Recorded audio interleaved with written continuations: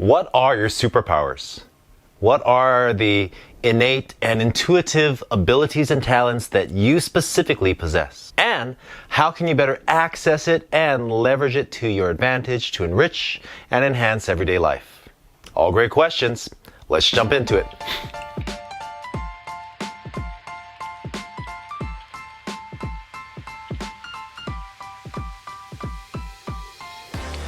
So a hot topic right now is about intuition. And intuition is an interesting thing because if we look at it, our intuitive abilities, our intuition, our innate talents have been a part of our history and our heritage in all cultures. Often in Western culture, though, it's not often really revered, necessarily even acknowledged. Yet if we look at indigenous cultures in Asia, throughout Polynesia, these are things that are just part of everyday life. So what if we were able to not just connect with what our own specific talents are? What if we were also able to more readily and steadily access these abilities and use them in our everyday life? Well, for me, it's been nothing short of extraordinary. I'm what I would call an energetic kinesthetic. And so my specific talents are really being able to bring in large amounts of energy and be able to ground it into physical reality. So kind of like reality bending, if you will. And it's something that allows me to access information.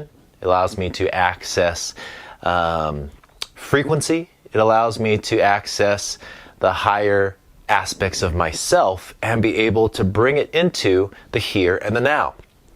Now, how does something like that really help me? Well, in terms of things around the lines of like materialization, one of the things that I've been able to bring into the world are my two children. I was told in 2014 that I could not have children, not naturally at least, that there was such a small probability of it actually occurring that there was no way that at least these fertility experts and specialists could see me having a child or being part of the process of conception.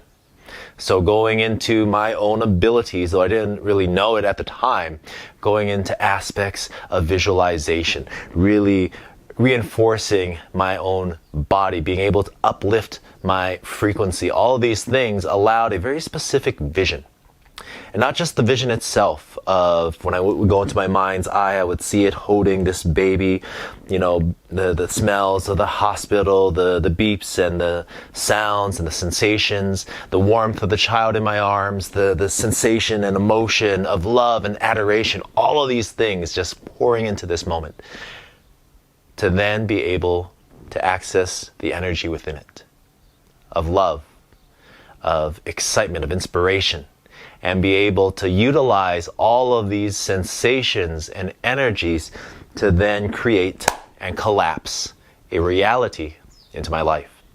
What I'd like to talk about as we go a little bit further into all of this in terms of our intuitive talents is what exactly these are, what are the categories of talents, and how do we begin to then access all of that within our everyday life.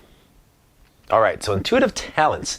I say talents because talents imply something that has been developed, and it is a skill set, from my perspective, that has been a part of our process through our incarnational cycles.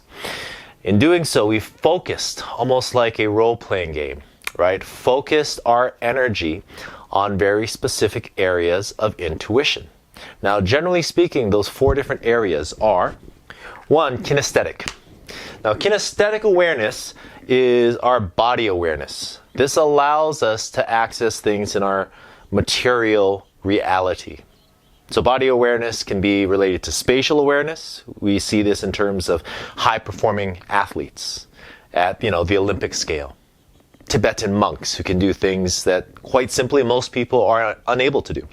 We see this in terms of being able to navigate physical reality, whether we're talking about driving a race car or being able to more effectively move in social circles. And also just really being able to embody certain energies in life. Psychic intuitive talents is all about information, it's all about data, it's all about concepts and constructs. Psychics are able to peek through these constructs, space, like remote viewing, time, like prophetic visions, as well as access information in terms of these concepts, our Einsteins, our Teslas, information that's held in this universal cloud, almost like specific folders in a Google Doc or a Google Drive that has information that only psychics have the password to be able to access and continue to do so in terms of all of these things. Great in terms of information and data. Empathic intuitive talents is more magnetic, where psychic is more electric. And now what that means is that with the magnetic aspect, it more pulls, receiving like an antenna. Information as well, however, information of the heart. Now we're talking about emotions and feelings and sensations, yet there's more to that. Because as we talk about emotions, there are actually 3 levels and layers to it. We have the emotion, which is a very specific frequency of that energy in motion, emotion. And that allows that very specific frequency of information to also have above it or of it feelings. We can have feelings about our emotions. We could feel happy and yet at the same time feel guilty. We could be sad and yet at the same time feel uplifted. Now as this happens though, there's also the source experience.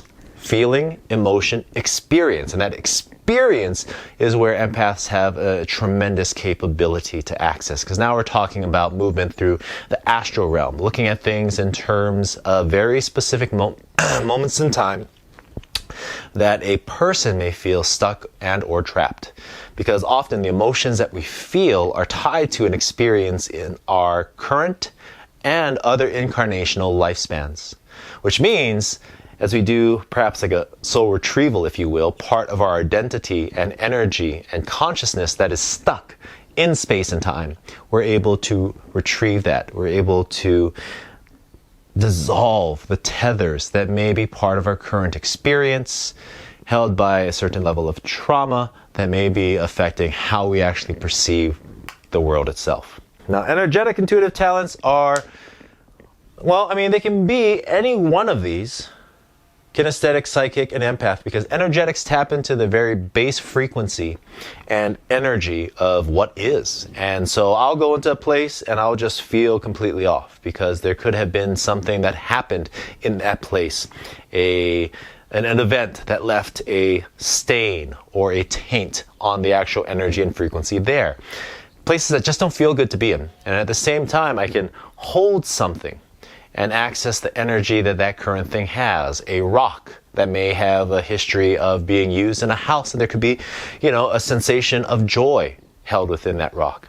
I could tap into something in terms of tracking the energy, if you will, and at the same time, in more of that masculine piece, or the projective aspect, is also moving energy. Very much like bringing, our children into the world, part of that was moving energy within inside of myself, and then also being able to create and collapse those probability fields into a reality. And that's an important part to kind of transition into, is that each and every one of these, kinesthetic, psychic, empathic, and energetic, are naturally more electric, magnetic, masculine, feminine, projective, and receptive. And with that then, those just, because of that very nature of it, is more aligned with those certain energies. And each of them have both of those aspects of being more projective and being more receptive.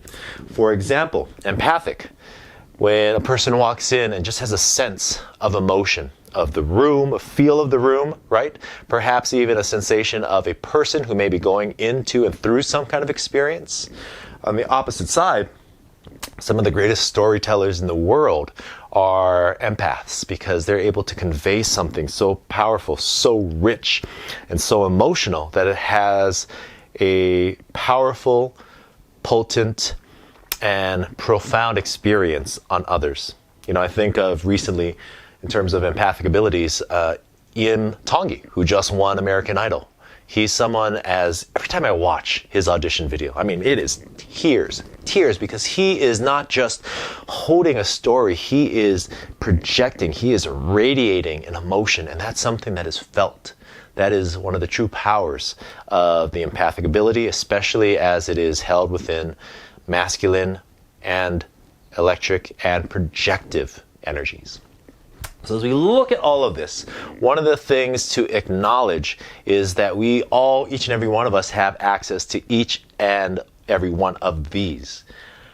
And as I said before, intuitive talents. The talents part is the key, because some of us are more equipped in the psychic realm, because that is through the process of our own incarnational cycles is what we decided to invest. Again, back to the video game, kind of like I think about the role-playing games where you have different attributes and you can attach certain points to certain attributes: strength, charisma, intelligence.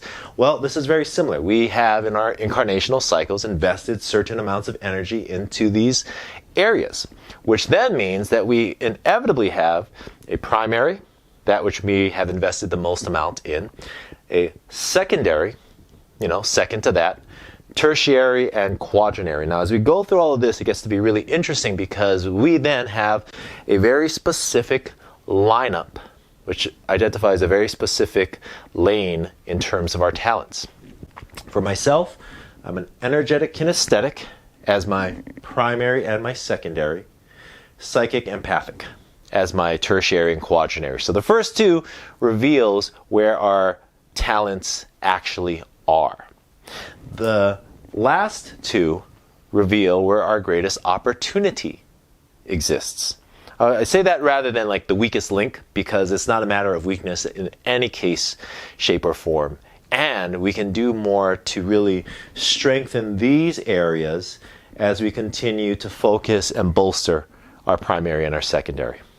So energetic, kinesthetic, psychic, empath is my lineup, is my alignment. And so what that means is, as important as these two areas are, the biggest area to realize our talents, our superpowers, if you will, is in the areas that we are least connected to. For me, psychic empath, right? So on those areas, one of the things that I do to help bolster, especially in the empathic piece, is therapy. I actually just finished my session prior to making this video. And so I have therapy ongoing, which is incredibly helpful for me to be able to talk, to feel seen, to feel heard. Journaling.